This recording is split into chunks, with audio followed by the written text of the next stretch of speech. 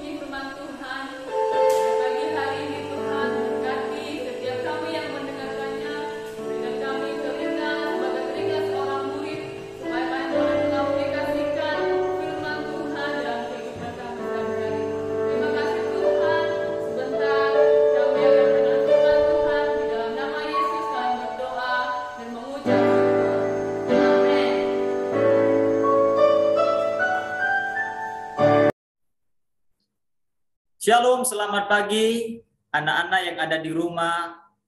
Kita dengarkan firman Tuhan. Siapkan hatinya, siapkan pikirannya. Jangan kemana-mana, fokus, berikan hati untuk mendengarkan firman Tuhan hari ini. Tema yang akan kita bahas hari ini adalah Allah adalah kasih. Sekali lagi, Allah adalah kasih. Mari anak-anak kita baca Alkitab kita ya. Di dalam 1 Yohanes 4 ayat 7 sampai ayat yang ke-21. Perhatikan, dengarkan baik, Mister akan baca kepada kita semua. Saudara-saudaraku yang kekasih, marilah kita saling mengasihi sebab kasih itu berasal dari Allah. Dan setiap orang yang mengasihi lahir dari Allah dan mengenal Allah. Barang siapa tidak mengasihi, ia tidak mengenal Allah, sebab Allah adalah kasih. Dalam hal inilah kasih adalah dinyatakan di tengah-tengah kita, yaitu bahwa Allah telah mengutus anaknya yang tunggal ke dalam dunia, supaya kita hidup olehnya. Inilah kasih itu, bukan kita yang telah mengasihi Allah, tetapi Allah yang telah mengasihi kita, dan yang telah mengutus anaknya sebagai pendamaian bagi dosa-dosa kita. Saudara-saudaraku yang kekasih, jikalau Allah sedemikian mengasihi kita, maka haruslah kita juga saling mengasihi. Tidak ada seorang pun yang pernah melihat Allah. Jika kita saling mengasihi, Allah tetap di dalam kita dan kasih-Nya sempurna di dalam kita. Demikianlah kita ketahui bahwa kita tetap berada di dalam Allah dan Dia di dalam kita. Ia telah mengaruniakan kita mendapat bagian dalam roh-Nya. Dan kami telah melihat dan bersaksi bahwa Bapa telah mengutus anaknya menjadi juru selamat dunia.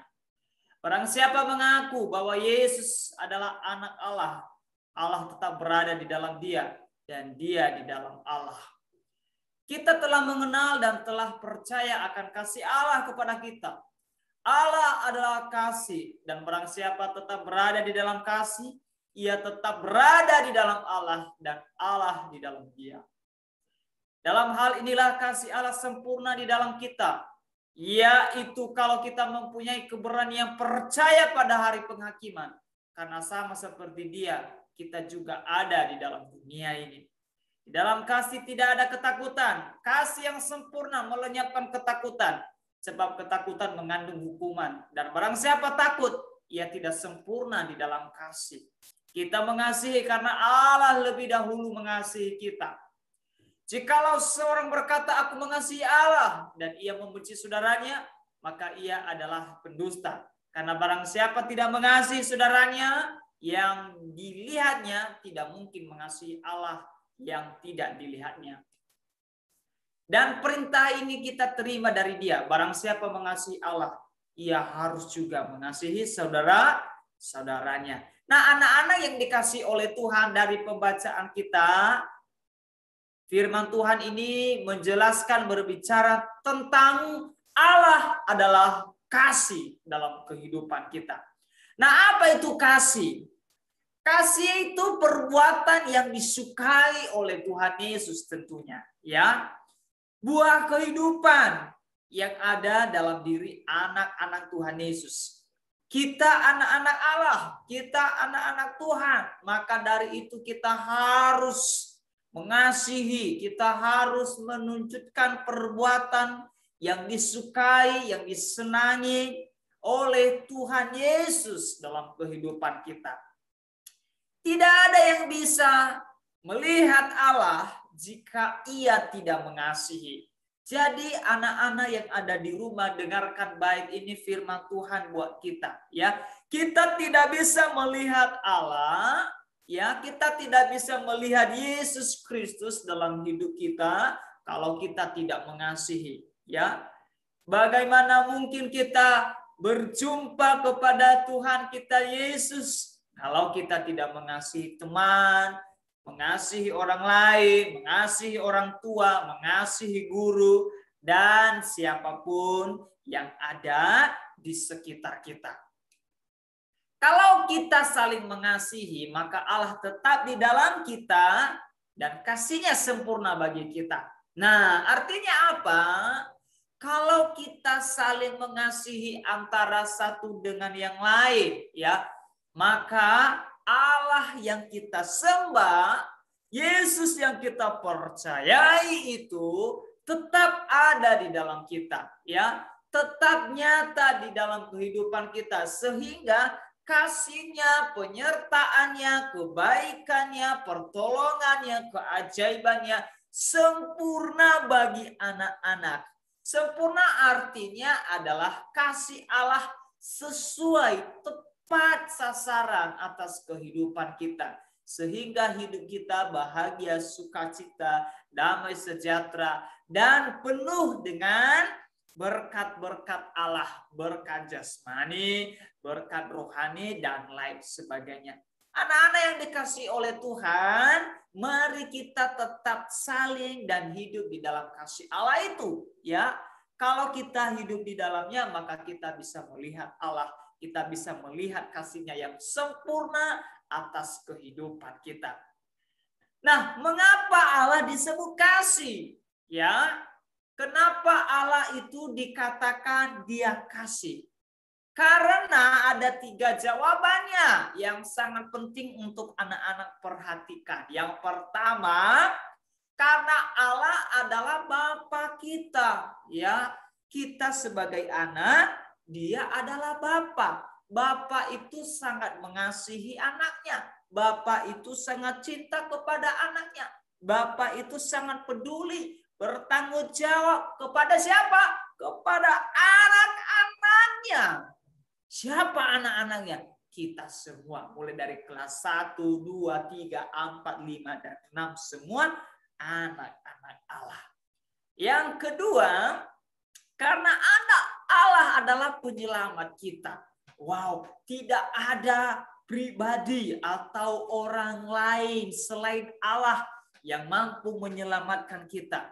Ya, menyelamatkan kita dari apa? Dari sakit, dari mara bahaya, dari maut, dari kecelakaan, bahkan menyelamatkan kita dari dosa-dosa kita yang kita perbuat, yang kita lakukan di muka bumi ini. Nah, anak-anak yang dikasihi oleh Tuhan, ini harus kalian perhatikan, harus kalian pahami. Kenapa Allah, kenapa Yesus disebut kasih? Karena Dia menyelamatkan kita, membebaskan kita, ya.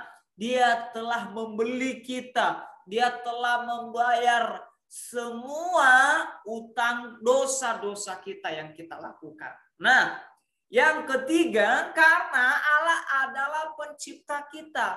Kenapa? Allah menciptakan kita dengan kasih-Nya. Allah membentuk kita dengan kasih yang paling sempurna dalam kehidupan kita. Karyanya besar, karyanya dalam, ajaib buat setiap kita anak-anaknya. Nah, ini ada alasannya, ada 3. Kenapa, mengapa Allah disebut kasih? Karena Dia Bapa kita, karena Dia penyelamat kita, karena Dia pencipta kita. Ya, Dia ciptakan kita oleh karena kasih-Nya yang ajaib. Orang yang mengasihi Allah adalah orang yang menghadirkan Allah di dalam dirinya. Nah, ini dia ya. Anak-anak, kalau kita mengasihi sesama kita, maka kita menghadirkan Yesus dalam hidup kita.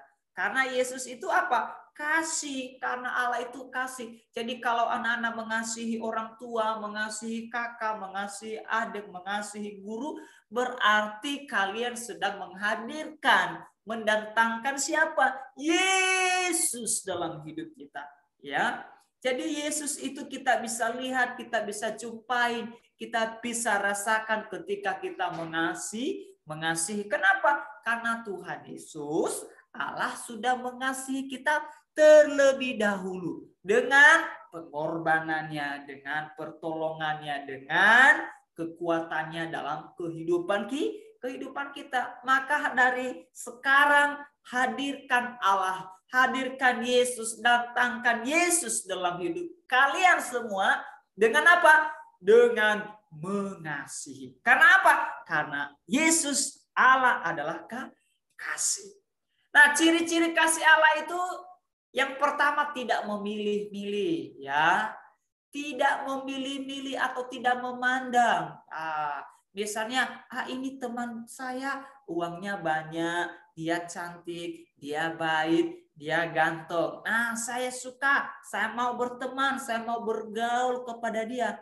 Ada teman saya ini, ya, jelek, hitam, kurus, gak ada uang. Nah, bodoh lagi, saya nggak mau bergaul, saya nggak berteman. Nah, itu bukan kasih Allah, ya. Kasih Allah itu tidak memilih-milih. Lalu kasih Allah itu ciri-cirinya tidak suka marah-marah, emosi dan lain sebagainya, ya. Apalagi memukul, apalagi menyakiti orang lain. Nah, itu bukan ciri kasih Allah. Itu mah ciri-ciri kasih dari apa? Dari seberang, dari iblis, ya. Nah, anak-anak yang ada di rumah dengarkan baik. Tuhan rindu ingin kita mengasihinya, ya, orang lain yang ada di sekitar kita. Kalau kita mengasihi teman, mengasihi orang lain, berarti kita sedang mengasihi apa? Mengasihi Tuhan dalam kehidupan kita. Kasih itu bukan hanya dari mulut, ya, tetapi ditunjukkan dari perbuatan, sikap, ya, tingkah laku. Dari situ bukan hanya dari mulut. Ya, aku mengasihi kamu, aku sayang kamu, aku cinta kamu, aku peduli dengan kamu. Bukan hanya sebatas dari situ. Anak-anak yang ada di rumah, kalau kita mau mengasihi orang lain, mengasihi teman, kita harus tunjukkan juga dengan apa?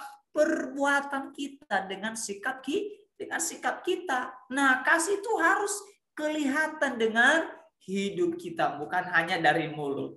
Nah, kesimpulannya anak-anak, dari apa yang kita pelajarin hari ini dari firman Tuhan, ya. Kita tahu, kita percaya bahwa Allah itu adalah kasih, ya. Bahwa Allah itu adalah kasih. Lalu yang menjadi kesimpulan buat firman Tuhan kepada kita hari ini, yang pertama, kasih Allah itu tidak memandang, ya. Tidak memandang siapapun, tidak memandang, tidak memilih, tidak memilah-milah, ya. Semuanya di mata kita, di mata Tuhan, manusia sama, ya. Manusia sama sebagai ciptaan Allah yang istimewa. Maka dari itu anak-anak, kasihilah sesamamu seperti dirimu sendiri. Kedua, kasih Allah itu tidak pudar. Artinya tidak hilang, tidak lenyap. Tetap dulu, sekarang, dan sampai selamanya. Begitu juga dengan kasih kita kepada orang lain. Jangan pudar, jangan lenyap, jangan habis. Teruslah mengasihi orang lain. Dan yang ketiga, kasih Allah itu sempurna, ya. Kasih Allah itu sempurna artinya 100% tidak mengecewakan kehidupan kita. Dan begitu juga dengan kita, ya. Kasihilah sesamamu, kasihilah temanmu, kasihilah orang lain, ya, dengan kasih yang paling sempurna, paling terbaik, the best, ya, sehingga hidup kita berkenan kepada Allah.